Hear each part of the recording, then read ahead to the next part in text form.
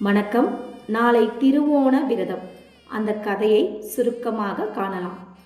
பெருமாளின் 10 அவதாரங்களில் ஒன்று வாமன அவதாரம். அந்த அவதாரத்தின் நோக்கமே மகாபலி சக்கரவர்த்திக்காக எடுத்ததுதான். மகாபலி சக்கரவர்த்தி மக்கள் மகிழ்ச்சியாக இருக்கணும் என ஆட்சி செய்தார். இந்த உலகத்தையும் விண்ணுலகத்தையும் ஆட்சி செய்ய வேண்டும் என்று நினைத்தார். தேவேந்திரன் பதவி அடைய வேண்டும் என நினைத்தார். மகாபலி சக்கரவர்த்தி ஒரு யாகம் செய்கின்றார். அந்த யாகத்தில் யார் என்ன கேட்டாலும் கொடுத்து கொண்டே இருப்பார். இந்த யாகத்தில் மகாபலி பிறர் கேட்டதை கொடுத்தாலே அந்த யாகம் முழுமையாக நிறைவேறிவிடும். பின்பு தேவேந்திரன் பதவியும் கிடைத்துவிடும்.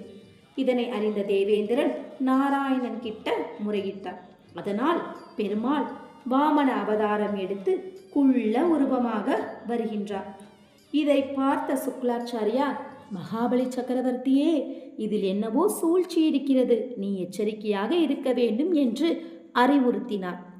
மகாபலி வாமனமூர்த்தியிடம் உங்களுக்கு என்ன வேண்டும் என கேட்டதும், நான் என்ன அதிகமாகவா கேட்க போறேன், என் காலால் 3 அடி கொடு என்றார். அதற்கு மகாபலி சிரித்துக்கொண்டே, இந்த பிஞ்சு காலுக்கு 3 அடி போதுமா, நிறைய கேளுங்கள் என்றார். உடனே வாமனமூர்த்தி, நான் கேட்டதை முதலில் கொடு என்றார். உடனே மகாபலி தந்தேன் என கூறி கமண்டலத்தை சாய்க்கின்றார். நீர் வரவில்லை. கமண்டலத்தின் துவாரத்தை வண்டு ரூபத்தில் சுக்லாச்சாரியார் அடைத்து கொண்டார். இதை அறிந்த வாமனன் ஒரு புல்லை எடுத்து கமண்டலத்தின் துவாரத்தில் குத்தினார். உடனே சுக்லாச்சாரியாருக்கு ஒரு கண் போனது.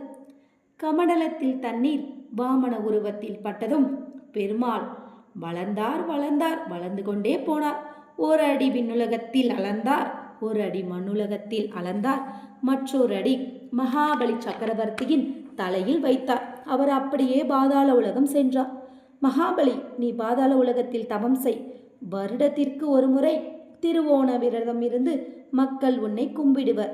அப்போது நீ வந்து மக்களை பார் என்று பெருமாள் கூறினார். திருவோணம் என்பது மகாபலியை வரவேற்கும் ஒரு நாள் மற்றும் பெருமானின் விரத நாள் ஆகும். இந்த நாளில் விரதமிருந்து நாம் வழிபட்டால் பெருமாளில் அருள் நிச்சயம் நமக்கு கிடைக்கும் என்பது மகத்தான நம்பிக்கை.